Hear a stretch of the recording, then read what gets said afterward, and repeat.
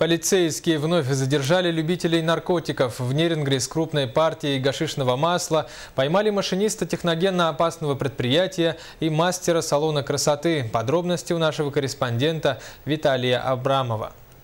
Вслед за электриком-любителем конопли из Хангаласского района сотрудники наркоконтроля задержали женщину из Нерингри. Во время досмотра ее квартиры наркополицейские обнаружили сверток с высококонцентрированным наркотическим средством. Было обнаружено 8 свертков с гашишным маслом и специальные приспособления для изготовления наркотиков. На вопрос, откуда она приобрела наркотики, женщина сдала своего драгдилера, который был задержан в тот же день. Во время ареста мужчина оправдывался, но его слова для наркополицейских уже привычны.